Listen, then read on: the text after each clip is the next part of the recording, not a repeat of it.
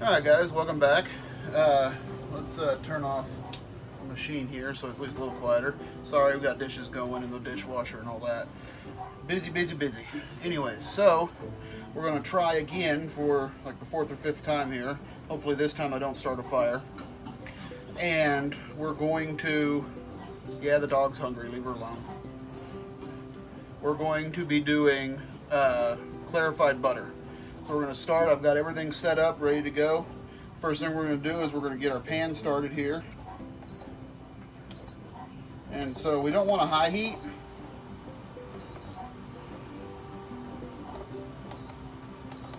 So we're going to do it by temperature, down to 160, because we just want to melt it. We don't want to boil it, okay? And you want to use a good heavy bottom pan. And I'm using my induction heater, so your pan has to, be ferrous. And stainless steel, no problem. So, we're going to let that heat up. And in the meantime, we're going to put our butter in here. And it doesn't matter on the quantity. I'm doing like 2.5 pounds. I just took all the loose butter I had in the fridge. And you want to have a pan that is the right size for the job too, because if you use a pan that's too big, you're going to have trouble getting in there when it comes time to scoop off the milk fat or the milk solids to make the clarified butter. So you want to have, like I said, a pan that's about the right size. This is good for the quantity that we're doing. So we're going to set you up on a time lapse so y'all can watch butter melt.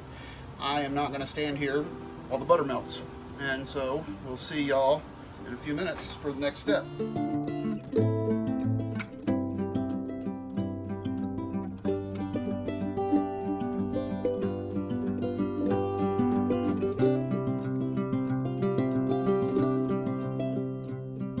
Alright, so we're ready to start skimming. What you see floating up to the top here, all this white foam, this is your milk solids. And so you're just going to gently take your spoon and skim that foam off and just dump it aside. And you'll end up having to do this several times through the process.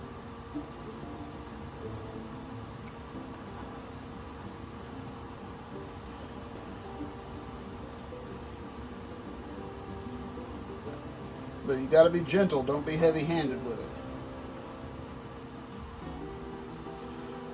And you see I've got this set to 160 degrees on my induction burner.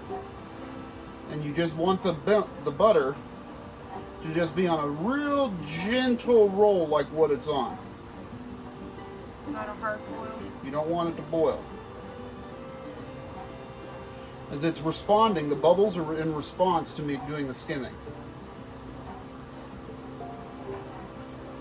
And you basically just keep doing this until the foam stops.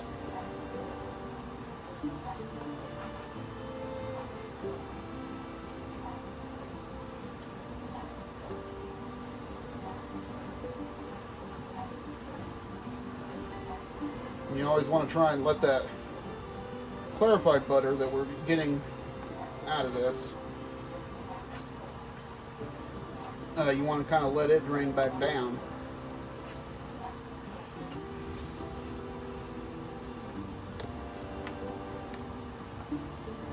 And you don't want to be too rough with it, because if you get it going too much movement, you'll stir these milk solids back into the butter.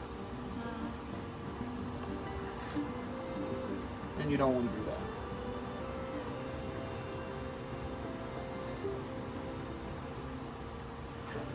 And not all butter is the same, so some will have more milk solids than others.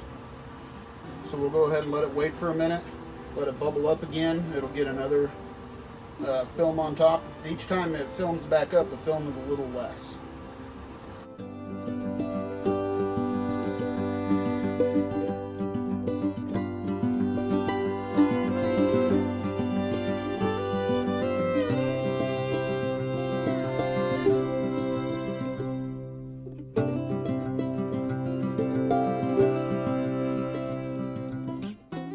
We're actually doing real good here. This did not have a whole lot of milk solids in it.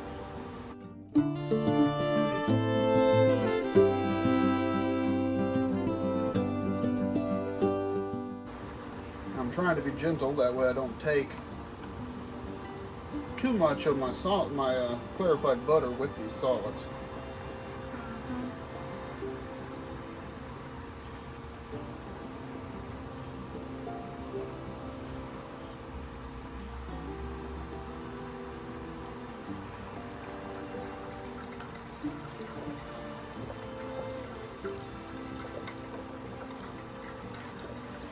And so doing this process does two things valuable for us as preppers. Is number one, you're going to need cooking oils. Okay? Easiest way to get a cooking oil, especially here when we don't have a lot of plants that produce healthy oils in the central US, is you take your butter, and you can get butter from goat's milk, you can get butter from sheep's milk, you can do it from cow milk traditionally, and it's the same process once you get the butter in the pot. And like I said, not all butters are the same. Some are going to have more milk solids than others, but doing this, it makes it shelf stable, and it'll last a lot longer than it will with the solids in it. And the bigger thing is, when it comes to a cooking oil, is this by removing these milk solids, it raises the smoke point. And so the butter, instead of burning at 300 degrees, I'm just picking a number, will burn for sure at about 400 degrees. Very important when it comes to cooking in a skillet or on the griddle or whatever, because those are going to be a lot hotter than if you're just making a soup or a stew.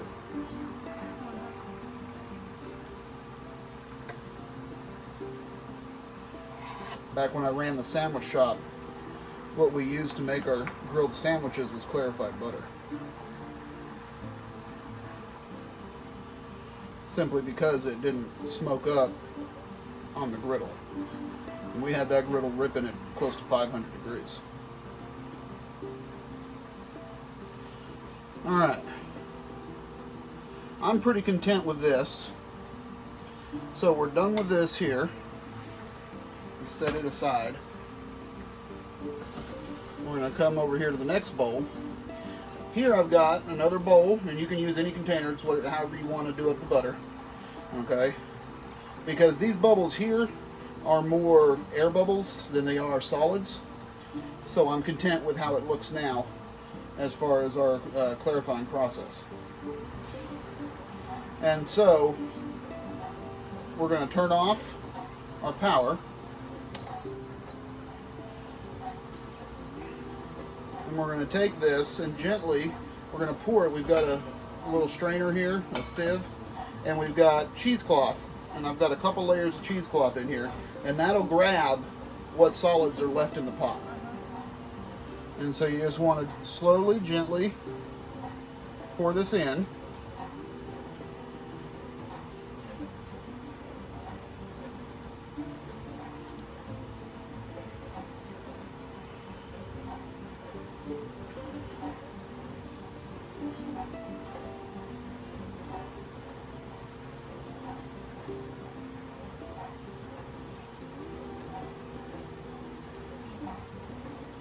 And you want to make sure you don't pour it too fast, or else your butter will go up above the cheesecloth and you'll get some of those milk solids back into your finished product, and you don't want that.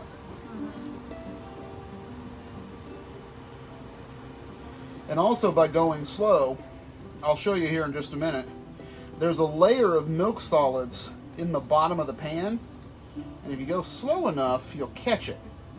See, I caught it there. And you can see that's all that's in the pan there is milk solids. That's all the stuff you don't want as far as clarified butter goes. So we're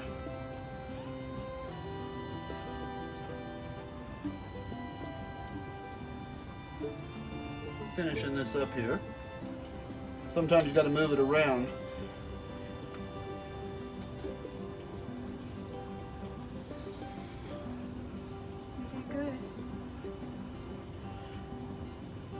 Simply because this is all loaded with milk solids in there. You can definitely see it. Yeah.